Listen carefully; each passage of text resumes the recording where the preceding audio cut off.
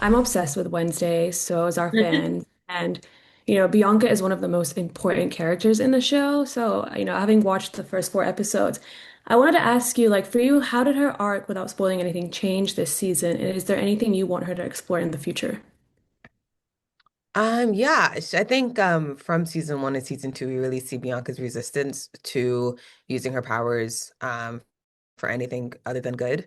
But in season two, she really has to cope with, kind of being forced to do so in order to protect who she loves. And I think that conflict brings her closer to her mom, whilst there this still being this tension because, she feels neglected. And so, in season one, Bianca's really covering a lot of, that history. And season two, it's chasing her. The history is not letting up. And so she's really got to adjust to that and be okay with, becoming more and more vulnerable, which is not something we really got to see a lot of in season one. Um, or it also just a different side of it. So yeah, she goes through a lot of growth this time around. And I see a lot of growth, like, with the characters as well, with Enid, Wednesday, and Morticia. If you had to describe, without spoiling it again, the how the had changed this season, how would you describe it? Between Bianca and the rest of them. Yeah.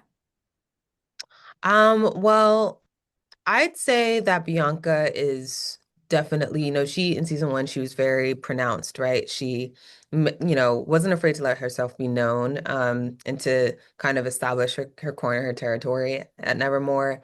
This time around, I think she's really kind of doing her best to not draw attention to herself, both because of what she's doing, but also because of how she feels, and this history that she's really trying to keep at bay. So with Wednesday and Enid, she kind of draws back away from them, and of course, to her detriment, right? Because you should lean on your friends, your loved ones, your community, and Bianca eventually learns the importance of doing so. But as far as Morticia, I think Morticia presents an opportunity for Bianca to understand what a healed relationship with her own mother would look like, and also what it looks like to give your mother or extend grace, to her mother. And so that allows Bianca to feel safe around Morticia and to really, understand and also come to terms with the fact that, like, she's interacting with somebody that she admires and loves, but is hiding something from them. And how might her own mother feel in the situations where, they're interacting with each other. So, yeah, I think all of them present a lot of opportunity for learning for Bianca. And then, tapping into learning, is there anything you've personally learned about yourself by playing Bianca? Definitely. It was interesting, over the course of the season or Bianca's journey throughout the season, kind of going through similar things or having like a parallel course throughout my time there.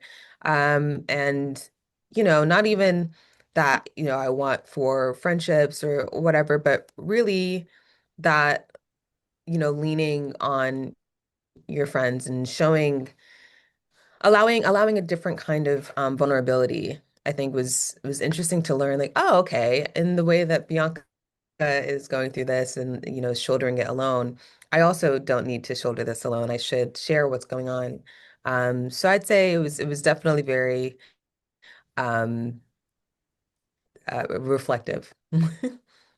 Thank you for sharing that. I love the show because I feel like it also is like about community and like leaning on each other beyond everything else that's going on. So I really appreciate that.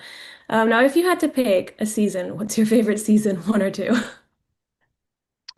I think it's tough because I think it has to be season one, and not even, not necessarily with the production itself, but just with the time that I had there. It was my first time, getting paid to go, well, actually not the first time getting paid to travel to act, but at least internationally, and like getting to live alone and all that stuff was just so it was just the first time. So it was a milestone, and like that'll always be endeared, to my heart. And it was just a learning experience. My first time working on set, walking on set with Tim Burton and Catherine Zeta-Jones and Louis Guzman, like all these household names that I'd grown up with. Yeah, you can't beat the first time, unfortunately. Now, is there a favorite moment from filming season two that you can share that doesn't kind of touch on spoilers?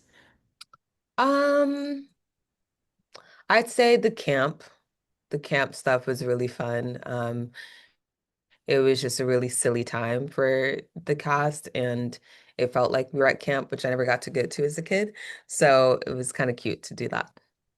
Fun. And is there one thing that you think fans don't know about Bianca that you can share? In terms of what they'll see in the show or something that I've thought up. Something that it could be either. Um, I have this really intricate story about Bianca's like first instance of using her power that I think dictates what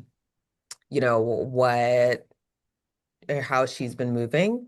But I feel like I shouldn't share it. It's kind of, it's part of sorry to be annoying with the actor's process, like not Yeah, it's not sacred. letting It's that go. sacred. But what I will say is that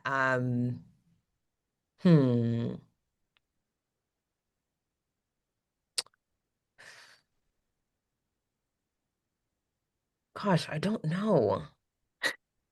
I'm really trying to think of something to give away.